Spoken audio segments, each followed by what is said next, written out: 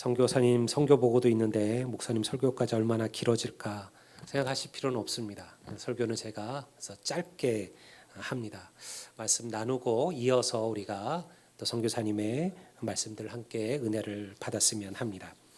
예수님께서 이 땅에 오신 가장 중요한 이유는 죄로 인하여 멸망할 수밖에 없는 인간들을 구원하시기 위한 대속의 사역입니다. 쉽게 말하면 십자가를 지는 일이었습니다. 그리고 우리는 인간들을 구원하시기 위한 예수님의 그 삶을 공생애라는 이름으로 부릅니다. 공생애란 죄악된 인간을 구원하시기 위한 예수님의 공적인 삶이라는 의미이죠. 공생애는 예수님께서 하나님의 복음을 전하는 것으로 시작하고 그리고 하나님의 복음을 완성하는 십자가로 끝이 나게 됩니다. 우리가 오늘 읽은 본문은 바로 이 예수님의 공생애의 그 시작을 기록하고 있습니다. 예수님께서는 세례 요한에 의해서 요단강에서 세례를 받게 됩니다. 주님께서 세례를 받으실 때 하늘이 갈라지고 성령이 비둘기처럼 그 위에 임하였다라고 성경은 기록하죠. 그리고 이러한 소리가 또한 하늘로부터 들렸습니다. 마가복음 1장 11절을 제가 한번 보겠습니다.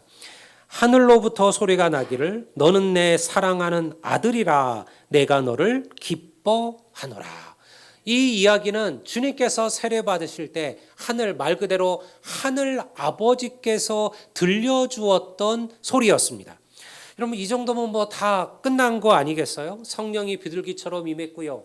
하늘에서 소리까지 들렸으니 이제는 나가서 복음만 전하면 되지 않겠습니까? 그런데 그렇지가 않아요. 우리가 오늘 본문 12절 말씀을 보면요. 이렇게 이야기합니다. 성령이 곧 예수를 광야로 몰아내신지라.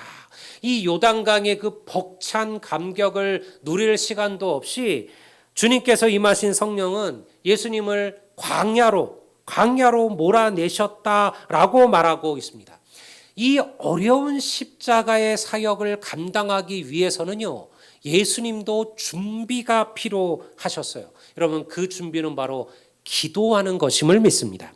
왜 성경은 주님께서 스스로 광야로 가셨다라고 이야기하지 않고 왜 성령께서 주님을 광야로 몰아내셨다라고 기록할까요? 저는 이 짧은 구절이 오늘날 이 시대의 교회가 어찌해야 되는가를 보여주는 말이라고 생각을 해요. 사랑하는 성도 여러분, 교회는 오직 성령의 역사에 의하여서 움직여야 됨을 믿으시기를 주의 이름으로 축원합니다. 성령께서 인도하시는 교회가 하나님을 기쁘시게 하는 교회예요. 성령께서 인도하시는 교회가 주님의 마음에 합한 교회라는 거예요. 여러분 이 말이 왜 오늘날 우리 한국 교회에게 꼭 필요하느냐? 누구도 교회 주인이 될 수는 없습니다. 교회는 사람에 의하여 움직이는 것이 아니에요. 오늘날 어떤 교회는 목회자가 교회의 머리가 되고 어떤 교회는 교회의 어떤 누구가 사람이 중직이 교회의 머리가 되고 힘 있는 자가 교회의 머리가 될 수 있죠. 그런 교회들 우리는 얼마든지 찾아볼 수 있습니다. 그러나 그것은 하나님 앞에 올바른 교회가 아니에요. 어떤 사람도 누구도 여러분들 교회의 머리가 될 수는 없어요. 오직 예수 그리스도만이 교회의 머리가 되심을 믿습니다. 이것이 성령께서 역사하시는 교회예요. 성도들이 성령께서 역사하시고 성령의 역사하심을 인정하고 그리고 그 성령을 나의 삶의 인도자로 고백하고 순복할 때 비로소 하나님께서 역사하시는 거예요. 내 힘으로 내 능력으로 아무리 노력해도요 성령은 일하시지 않습니다. 그러나 우리가 모든 것을 내려놓고 하나님께 맡기며 나아갈 때 비로소 성령께서 우리를 위하여 일하시는 거예요. 특히 이 한 영혼을 구원하시는 일은 이러한 성령의 인도함이 없이는 불가능해요. 우리가 이제 10월에 새생명 초청주의를 준비하며 아직도 2달 아니요. 겨우 2달밖에 남지 않았어요. 시간은요 순식간에 흘러갑니다. 벌써 우리가 9월을 시작하잖아요. 하늘을 시작한 지 얼마 되지 않은 것 같은데요. 여러분 금방 지나갈 거예요. 여러분 그 2달 동안 우리는 준비하셔야 됩니다. 특별히 성령께서 우리 안에 불같이 역사하시기를 기도하는 우리 모든 성도들이 되시기를 간절히 소망합니다. 그렇다면 왜 광야일까요? 준비됨이 없이 훈련됨이 없이 하나님의 일을 할 수는 없어요. 광야의 연단을 겪지 않고 믿음의 부흥은 일어나는 법이 없습니다. 주님께서도 이 공생애를 시작하시기 전 광야의 연단이 필요했어요. 왜 광야일까요? 광야는요, 메마른 땅입니다. 좋은 땅이 아니에요. 주님께서 지금 풍성하고 그리고 모든 것이 풍부한 곳으로 간 게 아니라 모든 것이 부족한 곳으로 갔어요. 메마른 땅이고 비가 내리지 않는 땅이고 먹을 것을 찾기가 없는 땅이고요. 그리고 사나운 맹수들이 여전히 움직이는 땅이에요. 구약의 성도들은 그래서 광야를요, 들짐승들이 헤매이며 그리고 악한 영들이 역사하는 땅이라 그렇게 생각을 했습니다. 그런데 믿음의 눈으로 바라보면요, 여러분 이 광야말로 위대한 하나님의 사람들이 준비되는 땅이었다는 거예요. 여러분 우리가 성경을 조금이라도 읽어보신 분들은요, 광야가 어떤 곳인지를 이해하실 겁니다.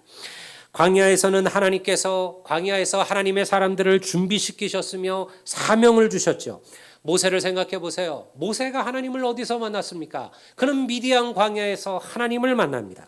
40년의 미디안 광야의 삶이 민족을 해방시킨 위대한 지도자 모세를 만든 거죠. 미디안 광야 호렙산에서 그는 살아계신 하나님을 만났고 그의 사명을 깨닫게 된 거예요.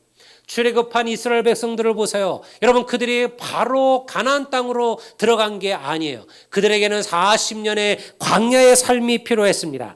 광야의 삶을 통해서 애굽의 모든 우상들과 노예로 살았던 그 모든 열등감들을 극복하고 나서야 비로소 가나안 땅을 차지할 수 있었던 거죠. 모세만 그러했습니까? 위대한 왕 다윗도 광야의 삶을 살아야 했습니다. 사울의 칼을 피하여 다윗은 끊임없이 광야를 떠돌아 다녔어요.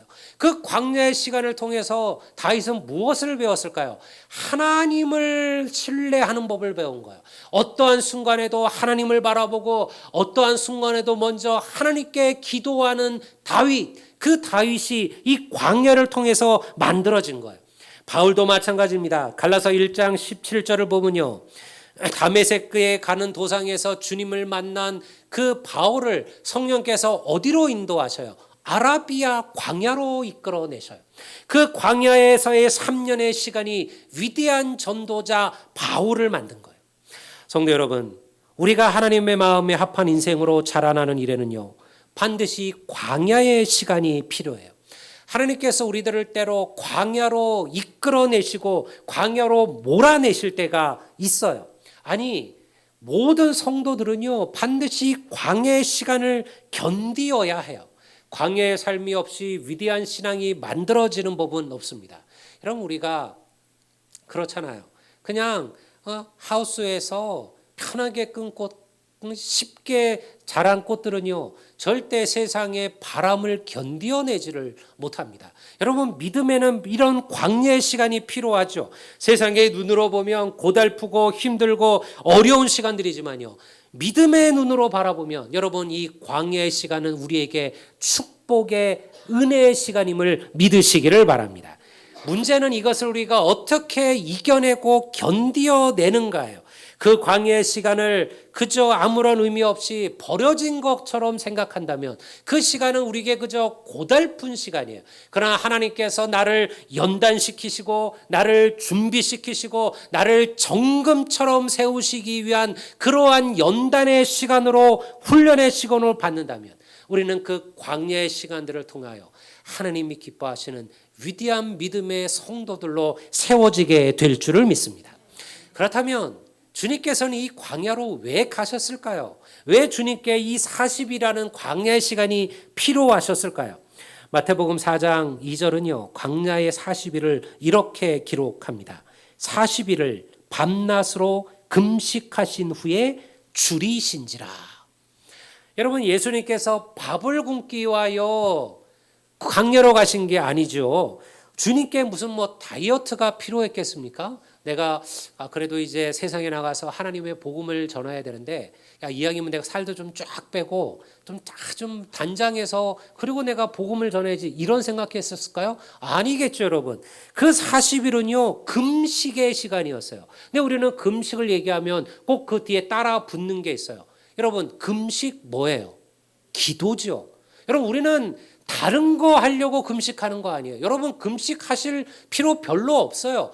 금식하는 유일한 이유는 딱 한 가지예요. 여러분, 우리가 하나님을 붙들고 하나님의 정말 다리를 붙들고 하나님 내게 축복하지 않으면 보내시지 않겠나이라고 고백했던 그 야곱처럼 하나님 앞에 그렇게 기도할 일 외에는 금식이 필요 없는 거예요. 금식은 기도하는 일이에요. 주님께서는요 40일 동안 금식하며 기도하셨습니다. 예수님은 당신에게 주어진 십자가의 길이 얼마나 고달픈 길인지를 알고 계셨습니다.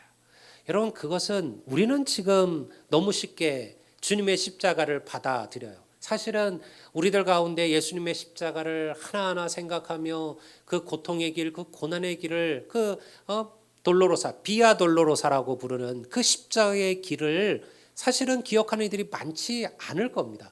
왜냐하면 우리는요 주님의 고난과 죽음을 생각하지 않죠. 주로 주님의 부활과 승천과 영광을 생각해요. 그러니까 그 고난을 너무 쉽게 넘겨버리는 이 생각들이 있어요. 그렇지 않아요. 여러분, 고난이 없이는 부활도 없고 고난이 없이는 영광도 없는 거예요. 그 고난은요 인간으로 받아들이는 가장 큰 고통이셨습니다. 여러분, 하나님으로 고난을 받으신 게 아니에요. 우리와 같은 똑같은 인간으로 예수님은 그 고난을 감당하셔야만 했습니다. 그래서 그것이 얼마나 힘든지를 아셨죠.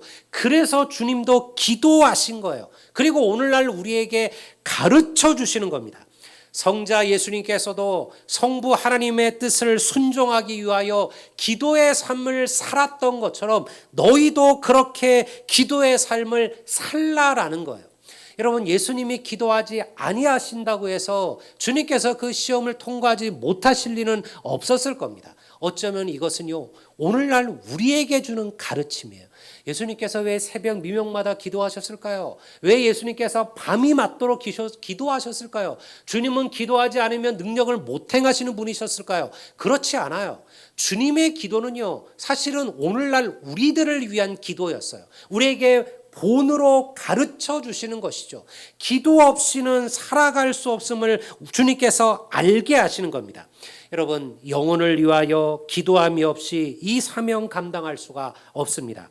여러분, 예수님께서 그 40일을 금식한 기도의 이유는 15절에 나와 있어요. 이르시되 때가 찼고 하나님의 나라가 가까이 왔으니 회개하고 복음을 믿으라 하시더라. 하나님의 나라가 가까이 왔으니 회개하고 복음을 믿으라. 이 복음의 사명, 전도의 사명을 감당하기 위하여 예수님은 기도가 필요함을 아셨다라는 거예요. 하나님을 저버리고 죄악에 빠진 인생들, 하나님의 나라가 가까이 왔음에도 깨닫지 못하고 사망으로 죽음으로 걸어 들어가는 이들, 마치 딱딱하게 굳어져 버린 심령으로 하나님의 말씀을 듣고도 돌이키지 않고 뉘우치지 않고 회개치지 않는 인생들을 생각하며 하나님은 40일을 주님께서는 기도하셨다라는 거예요. 성도 여러분, 우리는 조급해 하셔야 됩니다. 우리는 몸이 달아야 돼요. 우리는요 하나님을 모르는 영혼들을 생각하며 가슴을 치셔야만 합니다. 하나님, 죽어가는 한 생명을 생각하며 내 안에 비통함과 애통함이 필요합니다. 그런 마음이 없이 우리가 한 영혼을 구원할 수는 없습니다. 여러분, 내가 가진 지위나 내가 가진 신분이나 내가 가진 힘으로 누군가를 전도할 수 있을지는 모릅니다. 그러나 그것은요 절대 그의 마음을 움직이지는 못합니다. 여러분, 오늘 우리에게 필요한 것은 이러한 갈급한 마음. 우리가 10월 생명 초청주의를 하며 여러분, 누군가를 전도하는 것 중요한 일입니다. 하지만 더 중요한 것은 우리 안에 그 영혼에 대한 갈급함과 갈망을 시작하는 거예요. 마치 누군가를 하나님께로 인도할 시간이 오늘 이 시간밖에 없는 것처럼 그러한 마음으로 살아가셔야 돼요. 하나님을 모르고 주님을 잃어버린 영혼들을 볼 때마다 주님을 전하지 않고서는 견딜 수 없는 마음을 성령께서 하나님께서 우리 안에 부어주시기를 주의 이름으로 축원합니다. 성도 여러분, 광야의 기도를 시작하시기를 바라요. 한 영혼을 가슴에 품고 기도하십시오.